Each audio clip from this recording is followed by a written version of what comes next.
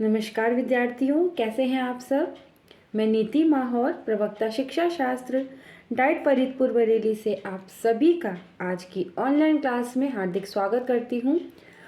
और आप लोग भी एक्साइटेड होंगे ऑनलाइन पढ़ने के लिए। तो आज क्लास में भी बहुत सारे स्टूडेंट्स ने बोला कि मैम वीडियो कब डालेंगी, तो वीडियो थोड़ी सी लेट हो गई है। तो आज हम स्टार्ट करते हैं अपना फर्स्ट सैद्धांतिक विषय, जो है शिक्षण अधिगम के सिद्धांत। तो ये फर्स्ट सेमेस्टर का फर्स्ट सैद्धांतिक विषय है और इसका फर्स्ट टॉपिक है शिक्षण। तो ये जो टॉपिक है शिक्षण, ये केवल आपके डीएलएड के लिए ही नहीं, यूपी टैट, सी टैट, सुपर टैट, तीनों में ही ये टॉपिक है शिक्षण यानी टीचिंग। और इसके अतिरिक्त यहाँ जो और कोर्सेज के बच्चे भी जुड़े हुए हैं, जैसे बीएड, एमएड या नेट की तैयारी कर रहे हुए, उसमें फर्स्ट पेपर में टीचिंग एप्टीट्यूड में और सेकंड पेपर में जो एजुकेशन में तैयारी कर रहे हैं, उसमें ये टॉपिक बहुत ही महत्वपूर्ण है शिक्षण। तो आज हम इसी पे वार्तालाप करेंगे और पूरी कोशिश करूँगी आपको इस शिक्षण के विषय में सब कुछ बताने का पूरा प्रयास करूँगी। तो वीडियो स्टार्ट करने से पहले एक बार हम लोग डीएलएड के सिलेबस पे दृष्टिपात कर लेते हैं कि वहाँ पे जो हम पढ़ने जा रहे हैं आगे सिलेबस में दे कहाँ रखा है। सिलेबस देख लेने से हमें पता चल जाता है कि हमें पढ़ना क्या है, कितना पढ़ना है। ज़्यादा एक्स्ट्रा भी नहीं पढ़ना है, जितना आवश्यक है उतना ही पढ़ना है। तो एक बार हम लोग सिलेबस पे दृष्टिपात कर लेते हैं। तो ये है आपका डीएलएड का सिलेबस, आप सब देख सकते हैं।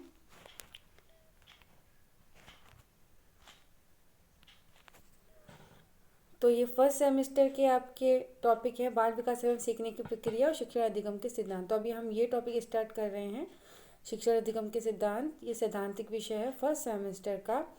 तो इसके अंतर्गत क्या क्या दे रखा, और बाकी ये सबसे, ये सेकंड सेमेस्टर के हैं, ये थर्ड और ये फोर्थ, इनके बारे में भी डिस्कशन करेंगे। फिलहाल अभी हमने ये टॉपिक उठाया है, इसके अंतर्गत शिक्षण उठाया है। तो हम इसके अंतर्गत देख लेते हैं कि आखिर इसमें है क्या, हमें क्या पढ़ना है।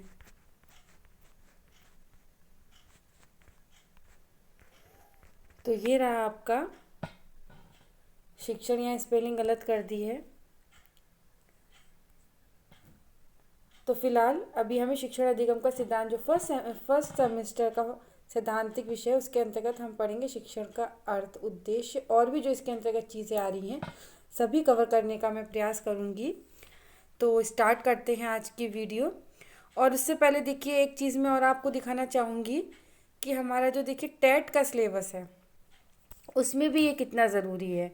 उस पर भी मैं एक बार आपको दिखा देती हूँ टेट का सिलेबस, कि ऐसा नहीं है कि केवल आप डीएलएड में पढ़ रहे हैं इसको तो ये आपके टेट में काम नहीं आएगा। ये आपका प्राथमिक स्तर के टेट का सिलेबस है, इसमें आप स्वयं देख लीजिए। जो बाल विकास एवं शिक्षण विधियाँ हैं यानी CDP, child development and pedagogy, उसमें यहाँ शिक्षण एवं शिक्षण की विधाएं, इसमें आप देख सकते हैं ये टॉपिक दे रखा है,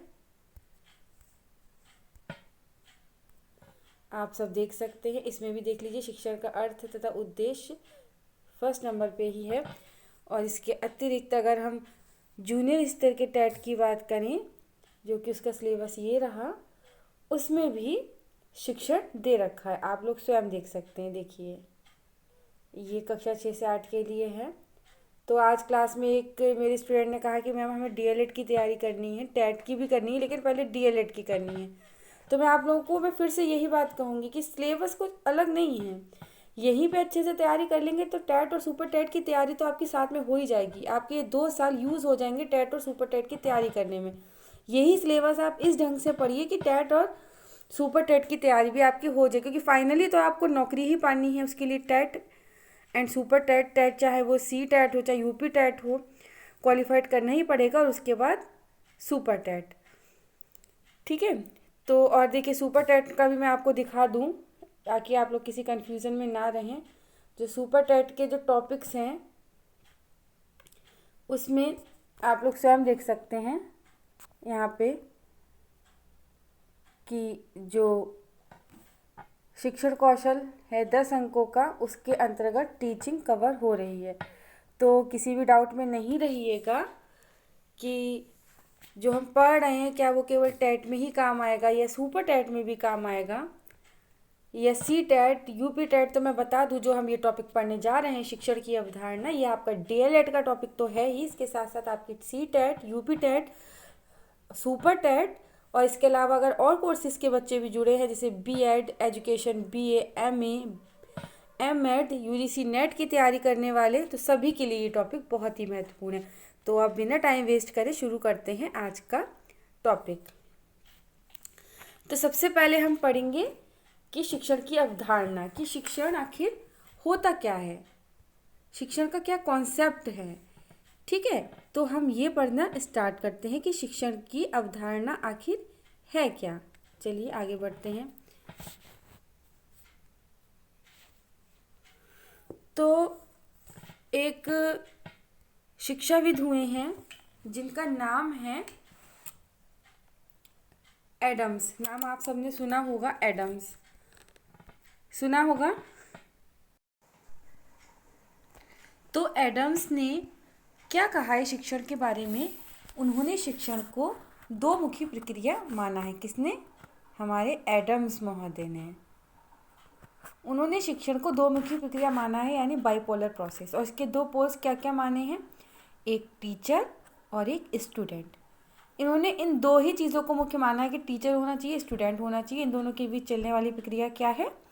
शिक्षण है, टीचिंग है। लेकिन इसके बाद एक हमारे और शिक्षाविद आए जिनका नाम है रायवर्न। ठीक है, तो रायवर्न ने क्या कहा वो भी आप लोग देख लीजिए। रायवर्न ने कहा कि केवल टीचर और स्टूडेंट से काम नहीं चलेगा, उसके लिए करिकुलम भी होना चाहिए, यानी पाठ्यक्रम। तो इन्होंने जो तीन इसके माने हैं, इसको त्रिमुखी प्रक्रिया मानी है शिक्षण को। यहाँ पे सॉरी एज नहीं, यहाँ टीचर आएगा, यानी शिक्षक, स्टूडेंट एंड करिकुलम। तो रायवर्न ने शिक्षण को त्रिमुखी प्रक्रिया मानी है और कहा है इसके लिए पाठ्यक्रम भी होना जरूरी है। टीचर और स्टूडेंट अकेला करेगा क्या, किस बात पे बात करेगा, एक पाठ्यक्रम भी तो होना चाहिए। तो उन्होंने कहा कि पाठ्यक्रम भी बहुत आवश्यक है। तो ये बाइपोलर नहीं, ये कैसी प्रक्रिया है? ये त्रिमुखी प्रक्रिया है, ट्राइपोलर प्रोसेस है। ठीक है, इतना आई होप आप लोगों को समझ में आ गया होगा कि रायवर्न ने क्या कहा है और एडम्स ने क्या कहा है। एडम्स ने बाइपोलर मानी है और रायवर्न ने ट्राइपोलर प्रोसेस टीचिंग को माना है। उसके तीन जो बिंदु माने हैं वो माना है शिक्षक यानी टीचर, स्टूडेंट और करिकुलम यानी पाठ्यक्रम। आई होप आपको समझ में आ गया होगा। आगे बढ़ते हैं। अब अगर शिक्षण के अर्थ की बात करें, यानी कि मीनिंग ऑफ टीचिंग, तो टीचिंग का मीनिंग क्या है आखिर? मीनिंग, तो शिक्षण को अगर हम गहनता से पढ़ेंगे तो हमें ज्ञात होगा कि शिक्षण एक ऐसी प्रक्रिया है जिसमें एक व्यक्ति दूसरे व्यक्ति को ज्ञान तथा कौशल सीखने में सहायता करता है। यानी कि teaching is a process in which one person helps another person learn knowledge and skills. आप ये दो वर्ड को अच्छे से याद कर लीजिए कि क्या करता है? ज्ञान और कौशल सीखने में मदद करता है। ठीक है, और इसका उद्देश्य क्या होता है? इसका उद्देश्य होता है दूसरे व्यक्तियों के व्यवहारों में परिवर्तन करना, यानी learning is a process that aims to change the behaviour of other people. I hope आपको ये समझ में आ गया होगा। ठीक है, तो शिक्षण का अर्थ यही है कि दूसरे के व्यवहार में परिवर्तन करना, और एक व्यक्ति जब दूसरे व्यक्ति को ज्ञान एवं कौशल सिखाता है तो उसे शिक्षण कहते हैं। तो शिक्षण का अर्थ मैं थोड़ा सा और आप लोगों को बताना चाहूँगी, जो मुझे लग रहा है कि बताना चाहिए, कि हम उसको और ज़्यादा डिटेल में पढ़ें कि शिक्षण क्या होता है। मतलब शिक्षण का जो उद्देश्य है, जो देखिए शिक्षण के उद्देश्य निर्देशित करने वाला शिक्षक अधिगम को जगाने वाला, मार्गदर्शक, उत्साहवर्धक तथा दिशाबोधक होता है। ठीक है, और अगर इसकी बात करें टीचिंग कैसी प्रोसेस है, तो टीचिंग द्विमार्गीय संप्रेषण है। ठीक है, वन वे कम्युनिकेशन नहीं है, टू वे। अगर केवल वन वे हो जाएगा, केवल टीचर ही अपनी बात कहेगा, स्टूडेंट की नहीं सुनेगा, तो हम उसे टीचिंग नहीं कह सकते। ठीक है, तो टीचर और स्टूडेंट जब दोनों के बीच में कम्युनिकेशन होता है, इंटरेक्शन होता है, तब हम उसे टीचिंग कहेंगे। तो शिक्षण दो तरफा संप्रेषण की ऐसी प्रक्रिया है जिसमें छात्र, शिक्षक अंतर्वैयक्तिक प्रभावों से सीखने में शामिल रहते हैं। यानी कि टीचर और स्टूडेंट के बीच में इंटरेक्शन होता है। ठीक है, इंटरेक्शन नहीं होगा, केवल एक ही बोलता रहेगा दूसरा नहीं बोलेगा, तो उसे हम शिक्षण नहीं कह सकते। क्योंकि फिर तो जैसे अभी हम लोग आगे पढ़ेंगे प्रोग्राम इंस्ट्रक्शन वगैरह, तो उसे शिक्षण क्यों नहीं बोलते, क्योंकि वहाँ सामने आमने सामने का संपर्क नहीं है टीचर और स्टूडेंट का, यहाँ पे होता है, इसीलिए इसे टीचिंग बोलते हैं। ठीक है, अब आगे बढ़ते हैं कि अगर हम टीचिंग की बात करें कि दो रूपों में शिक्षण के हम उसको समझ सकते हैं, एक हो गया व्यापक अर्थ और एक हो गया संकुचित अर्थ। ठीक है, व्यापक अर्थ को हम बोल सकते हैं वाइडर मीनिंग और संकुचित अर्थ को हम बोल सकते हैं नैरो मीनिंग। तो इस पे हम थोड़ा सा और डिस्कशन करते हैं कि क्या है वाइडर मीनिंग और क्या है नैरो मीनिंग। देखिए, मैं इंग्लिश में भी टर्म्स बताती ही चल रही हूँ, क्योंकि मैं क्लास में भी बताती हूँ कि इंग्लिश के टर्म्स को पढ़ना ज़्यादा ज़रूरी है। हिंदी का तो ज़रूरी है ही, इंग्लिश का ज़्यादा ज़रूरी है, क्योंकि हर पेपर के पीछे लिखा होता है कि कहीं कोई त्रुटि होती है तो फिलहाल इंग्लिश वाले को ही ठीक माना जाएगा, तो इसलिए इंग्लिश का पढ़ना भी बहुत ज़रूरी है। मैं स्वयं हिंदी मीडियम की हूँ, लेकिन फ़िलहाल नौकरी पाने के लिए मैं आपसे बोलूँगी कि इंग्लिश में ज़रूर पढ़ें कि किसको क्या बोलते हैं। तो आगे बढ़ते हैं, व्यापक अर्थ में शिक्षण क्या है। तो व्यापक अर्थ में इसके लिए मुझे गांधी जी की मैंने यहाँ डेफिनेशन कोट की है। तो गांधी जी ने क्या कहा है कि शिक्षा का अर्थ मैं बालक तथा मनुष्य में आत्मा, शरीर और बुद्धि के सर्वांगीण और सबसे अच्छे विकास से समझता हूँ। ठीक है, इन्होंने किन किन तीन चीज़ के ऑलराउंड डेवलपमेंट की बात की है, सोल, बॉडी और इंटेलेक्ट। आप इसे भूलिएगा नहीं, ये बहुत ज़रूरी है। और मैंने आपको बताया था कि गांधी जी ने थ्री एच की बात की थी, तो वो तीनों ही एच इनके इस डेफिनेशन में आ रहे हैं। हेड, हैंड, हार्ट, तीनों ही इस डेफिनेशन में आ रहे हैं। ठीक है, ठीक है, तो ये कंप्लीट डेफिनेशन है अपने आप में, जहाँ बालक के सर्वांगीण विकास की बात की गई है। तो इसको आप लोग अच्छे से याद कर लीजिएगा। अच्छा, मैंने बताया था 3H से पहले मैंने आपको बताया था कि 3R की शिक्षा, अगर हम जब हम शिक्षा का इतिहास पढ़ते हैं, मैंने आपको शॉर्ट में बताया था, तो कौन से काल में 3R यानी रीडिंग, राइटिंग, अर्थमेटिक, शिक्षा का अर्थ यही माना जाता था, रीडिंग, राइटिंग, अर्थमेटिक। तो मुझे कमेंट बॉक्स में बताइएगा कि 3R कौन से काल में मानी गई थी। मैंने आपको पढ़ाया है बहुत अच्छे से, तो कमेंट बॉक्स में बताइएगा। अगर इसका आंसर ना मिले, आप मेरी प्रीवियस वीडियो देखिएगा, उसमें आपको ज़रूर मिल जाएगा। तो मुझे बताइएगा वैदिक काल, बौद्धकालीन शिक्षा व्यवस्था, मुगल कालीन शिक्षा व्यवस्था, इसमें से किस में 3R की शिक्षा को बताया गया है शिक्षा के अर्थ में। ठीक है, आगे बढ़ते हैं। आई होप आपको शिक्षा की व्यापक डेफिनेशन जो गांधी जी ने दी है समझ में आई होगी। अगर हम संकुचित अर्थ में बात करें, ये व्यापक हो गया, ये संकुचित हो गया।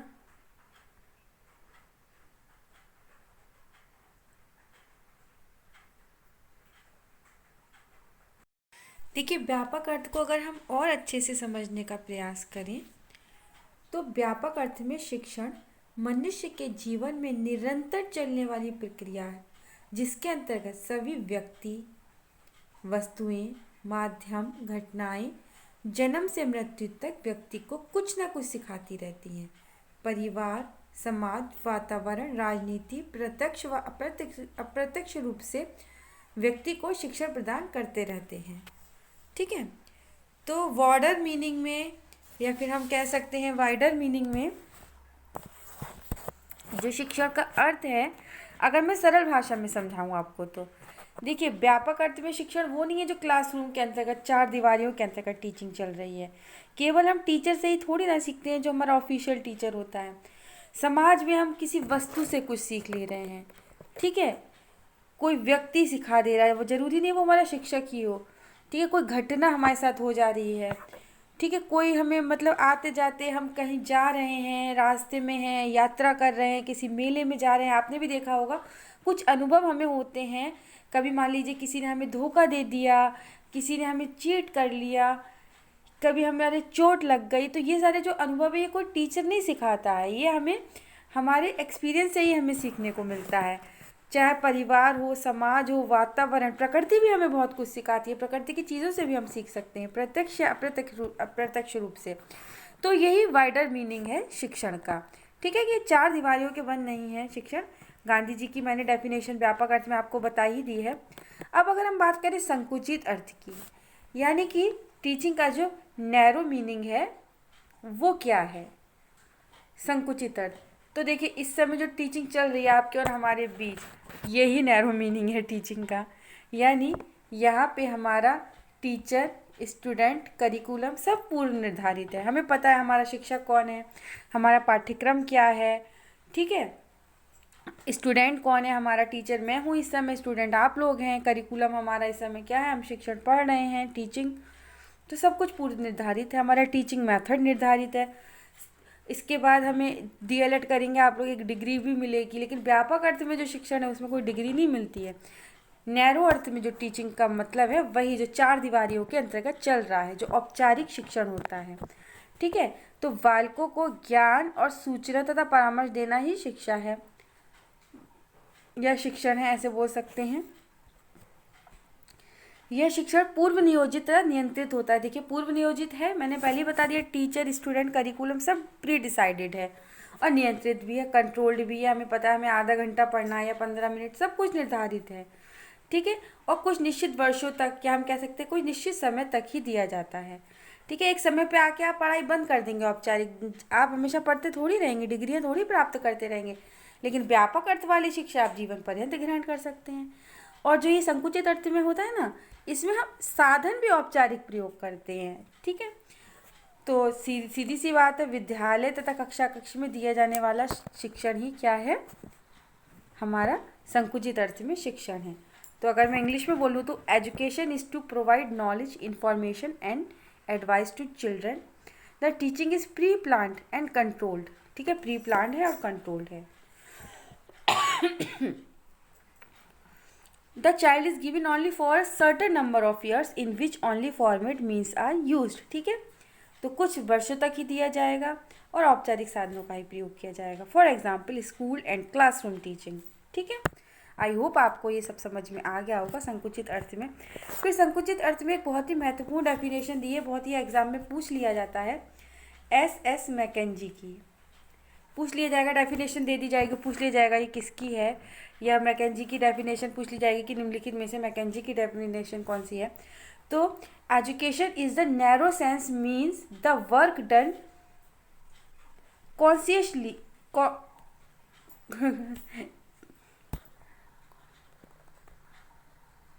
आप लोग समझ गए होंगे मैं क्या बोलने का प्रयास कर रही हूँ। कभी कभी कुछ वर्ड प्रोनाउंस नहीं कर मिलते हैं मुझे, आप लोग समझ जाइए। मतलब कॉन्शियस होके, जो हम जानबूझ कर चेतना पूर्वक किए गए जो प्रयत्न होते हैं। ठीक है, यानी संकुचित अर्थ में शिक्षा का अर्थ हमारी शक्तियों के विकास तथा सुधार के लिए चेतना पूर्वक किए गए कार्य से है। ठीक है, जो हम चेतना पूर्वक करते हैं, अपने पूरे कॉन्शियस में करते हैं, जैसे इस समय जो हमारी टीचिंग चल रही है। ओके, आई होप आपको समझ में आ गया होगा। डेफिनेशन मैकेंजी की बहुत इंपॉर्टेंट है, नैरो मीनिंग वाली। ठीक है, आई होप इतना आपको समझ में आया होगा। अब कुछ चीज़ें और भी हैं जो मुझे लगता है बताना ज़रूरी है, लेकिन वीडियो क्योंकि ज़्यादा लंबी हो रही है तो उसको हम नेक्स्ट उसमें डिस्कस करेंगे। लेकिन एक चीज़ जो मैं सोच रही हूँ आप लोगों को बता दूँ कि शिक्षण के उद्देश्य क्या हैं। शिक्षण के उद्देश्य, ऐसे तो हम कह सकते हैं, आपको पता ही है शिक्षण के क्या उद्देश्य होते हैं। बालक, कुछ भी लिख सकते हैं इसमें, जितना आपके मन में आए सब लिख सकते हैं। बालक का सर्वांगीण विकास करना, और ऑल राउंड डेवलपमेंट में सारी ही चीज़ें आ जाती हैं, जैसे कि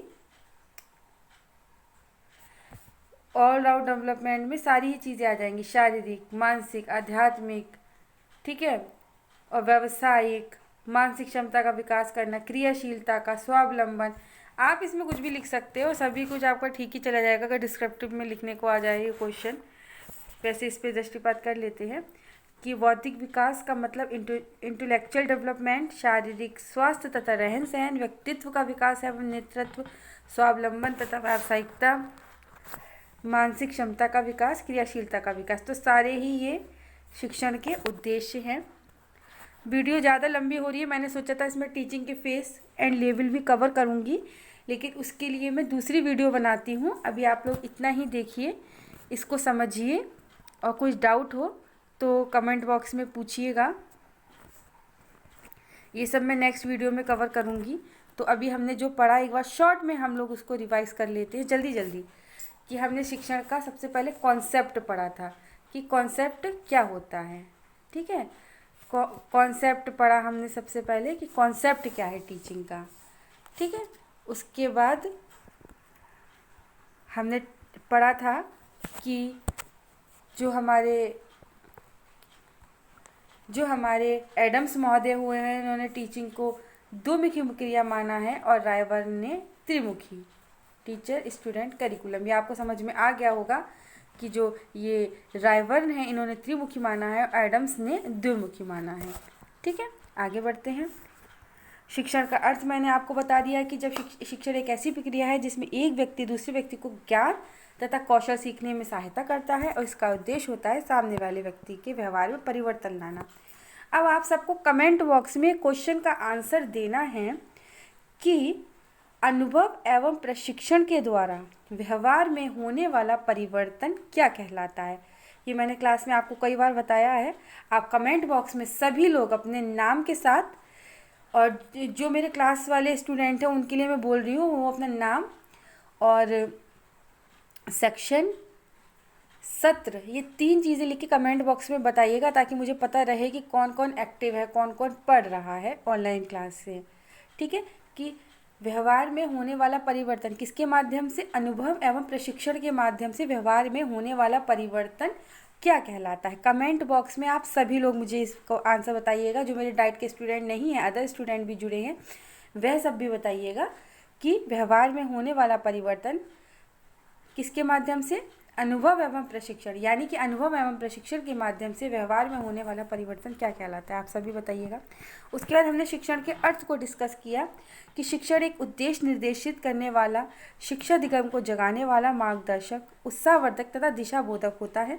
शिक्षण कैसा होता है, 2 वे प्रोसेस है ये, ठीक है। 2 वे कम्युनिकेशन है, 1 वे नहीं है। टीचर स्टूडेंट दोनों इसमें एक्टिव रहते हैं। एक ही एक्टिव रहेगा तो हम टीचर नहीं कहेंगे। फिर हमने व्यापक अर्थ और संकुचित अर्थ, दोनों में ही शिक्षण के अर्थ को देखा। तो व्यापक अर्थ में शिक्षण वही है जो हम अनौपचारिक रूप से आते जाते पूरे जीवन पर्यंत जो भी अनुभव ले रहे हैं, किसी व्यक्ति से, किसी वस्तु से, किसी घटना से, ठीक है, प्रकृति से कुछ भी सीख रहे हैं, जहाँ पे कुछ भी पूर्व निर्धारित नहीं है। टीचर स्टूडेंट करिकुलम कुछ भी पूर्व निर्धारित नहीं है, वो व्यापक अर्थ हो गया। और संकुचित अर्थ वही जो इस समय चल रहा है, हमारा टीचर स्टूडेंट करिकुलम सब कुछ पूर्व निर्धारित है, ठीक है। इसके बाद हमें एक डिग्री भी मिलेगी, हम पढ़ रहे हैं, डीएलएड की पढ़ाई कर रहे हैं या टेट सुपर टेट की कर रहे हैं, इसे क्वालिफाइड कर लेंगे, एक मार्कशीट मिलेगी, ठीक है। सब कुछ पूर्व निर्धारित होता है। तो यही संकुचित अर्थ में शिक्षण हो गया, ठीक है। ये मैंने आपको बता दिया।